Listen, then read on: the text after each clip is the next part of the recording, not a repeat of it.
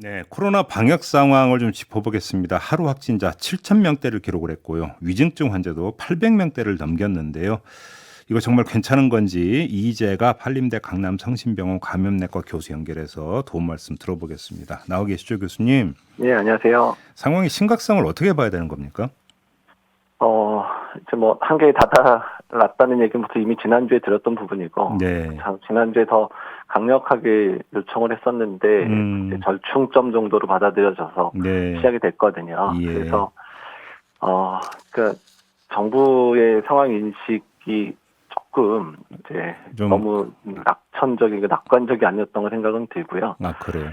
예, 근데 어쨌든 지금이라도 빨리 상황을 정비하지 않으면, 상당히 힘든 시간들을 한 2, 3주 넘게 보내게 될 가능성이 높거든요. 지금 현상 진단은 딱 하나만 질문 추가로 드릴게요. 그러니까 중증 화율 있잖아요. 확진자 가운데 네. 이제 이 중증 환자로 이제 이게 진행돼 가는 그 비율을 이야기하는 건데 당초 잡았던 게 1.6%였다고 하는데 네. 지금 나오고 있는 중증 화율이 2 내지 2.5%라고 하거든요. 이것도 완전히 네, 지금 예. 그럼 예상에서 빗나간 거잖아요. 어떻게 이렇게 네. 이런 게 이제 빗나갈 수가 있는 걸까요? 근데 사실 뭐 예상이 빗나갔다기보다는, 네. 그러니까 병상 설계를 했을 때가 9월, 10월에 병상 설계를 한 거거든요.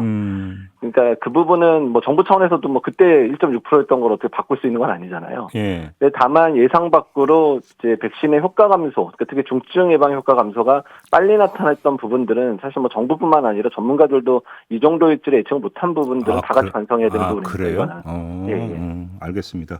교수님께서 이번 주에 환자가 더 이상 늘지 않게끔 하지 않으면 파국으로 치달을 수 있다. 이런 말씀을 네. 하셨는데 파국이라고 하는 게 어떤 의미입니까? 그러니까 이제 병상 부족 상황 때문에 이제 중증 환자 치료가 제때 안 되는 상황들이 벌어지는 상황이라는 거죠. 그러니까 예. 사망자가 급증할 수 있는 상황이라는 건데, 이미 뭐 주말부터 사망 환자 70명 넘었던 날도 있잖아요. 네네. 어제도 60명 넘은 거로 알고 있는데, 일단 음. 이렇게 사망 환자가 늘어나는 상황들이 이제 계속 갈 거라는 거고, 만약에 이 단계보다 더 넘어가게 되면 사망 환자 100명 넘는 것도 정말 올 수 있는 그런 상황이 됩니다. 아, 그래요? 자, 그러면 네. 대책 중심으로 좀 이야기를 한번 해보죠. 지금 당장 필요한 대책이 뭐라고 보세요? 일단 유행 규모를 감소시키는 게 지금은 가장 중요한 상황이거든요. 예. 그래서 지금의 뭐 6명, 8명 수준 정도만 막았던 것만으로는 효과가 나타나긴 사실 정말 어렵습니다. 그래서 사적 모임 민원 제한 그 예. 숫자 말씀하시는 거죠? 예, 그래서 그거 정도뿐만 아니라 일단은 뭐 영업시간 단축이라든지 어쨌든 이동량이 사실 감소는 시작을 했거든요. 지금 주말 이동량. 근데 그럼에도 지금 속도가 너무 빨리 올라가니까 너무 예. 빨리 올라가는 거 끌려면 일시적으로는 매우 강한 정책을 할 수밖에 없다는 거죠. 그러니까 결국은 그 단계적 일상 완전 중단하고 사회적 거리두기 대폭 강화해야 된다 이런 말씀이신 거죠? 예, 맞습니다. 그러니까 비상계획을 발동을 해야 된다고 사실 지난주부터 말씀드렸는데, 이번 주에 비상계획이라고 말을 하지만 그 반 정도밖에 시작을 안 한 상황이라서 네. 지금 상황은 비상계획을 전면적으로 선언하고 바로 예. 발동해야 될 상황입니다. 그러면 자 교수님이 보시기에 왜 정부는 지금 영업시간 제한은 요번에 포함을 안 시켰잖아요. 네, 예. 그 이유가 어디에 있다고 파악을 하세요? 그러니까 이게 손실보상 문제랑 걸려 있는데요. 영업시간 제한이 되면 손실보상을 다시 가동을 해야 되는 상황이거든요. 그럼 돈 근데 때문에 그랬다는 겁니까? 돈 때문에? 뭐 그것도 있지만 사실 뭐 돈보다는 예. 그러니까 자영업이랑 소상공인들이 주는 고통이 너무 커지니까 그랬던 부분이 있어요. 그러니까 이제 소상공인을 지원한 부분 두 가지죠. 첫 네. 번째는 손실보상을 하든지 아니면 영업이 잘 되도록 해서 경기를 부양하든지 두 네. 가지 방법이었잖아요. 그러니까 네. 후자를 선택한 거죠. 그렇죠.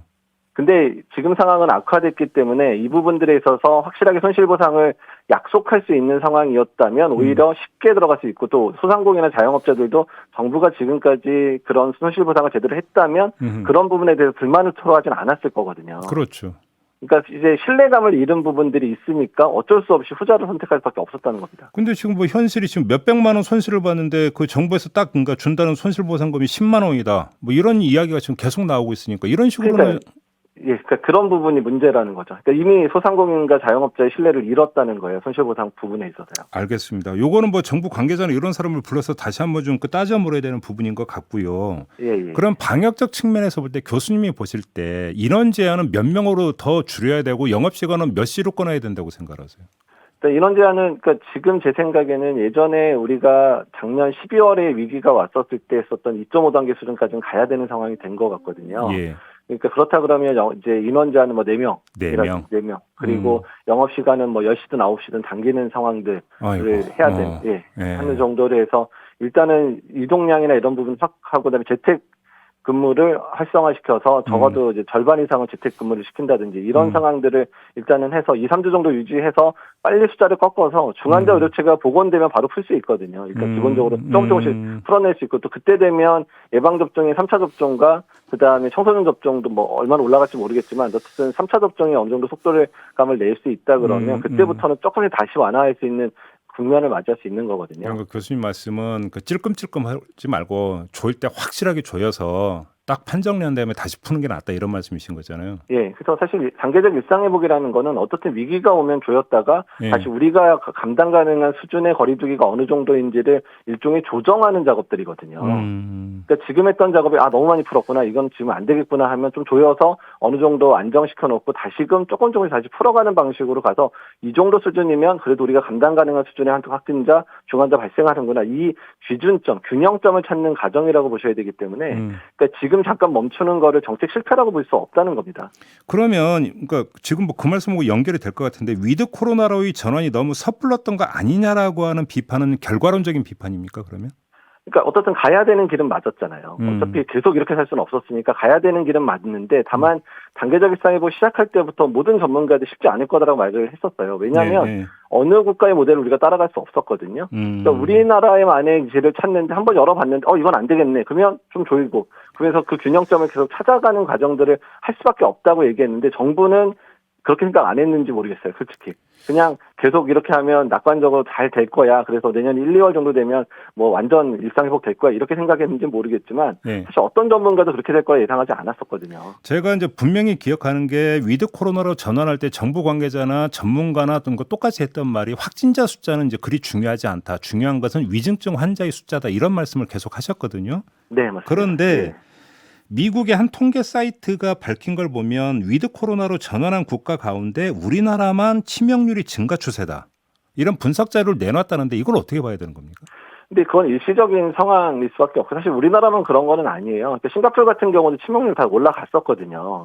일시적으로 올라가니까 확진자도 늘고 중증 환자 늘면 치명률 당연히 올라가는 거거든요. 네. 오히려 지금의 치명률의 증가 자체는 의료체계가 감당하느냐 안 하느냐가 좌우를 합니다. 예. 사실. 그러니까 이제 지금 올라가는 거 의료체계가 그만 감당하기 어려운 상황이 됐다는 것도 반영하는 결과거든요. 이제 교수님 말씀을 정리를 하면 지금 발등에 부른 그러니까 수용 가능한 의료 체계가 이제 포화 상태에 왔기 때문에 지금 그렇다고 병상을 한꺼번에 갑자기 확 늘릴 수 없다면 위중증 환자의 발생 수를 줄이는 것 외에는 방법이 없다 이런 거잖아요. 그러려면 거리두기를 조여야 된다라는 거고. 예, 맞습니다. 그래서 그 조이는 기간 동안에 다시 위중증 환자가 조금 줄고 병상 확보가 늘어나면 그때 다시 풀 수 있는 거 아니냐 이런 말씀이신 거죠? 예, 그리고 사실 그 사이에 지금 이제 3차 접종이 이루어지고 있으니까. 예. 결국은 시간을 벌어야 된다는 말씀이시네요. 정부가. 예, 맞습니다. 예. 정부가 어떻게 좀 그렇게 결정을 내릴 거라고 전망을 하세요? 짧게 말씀해 주신다면.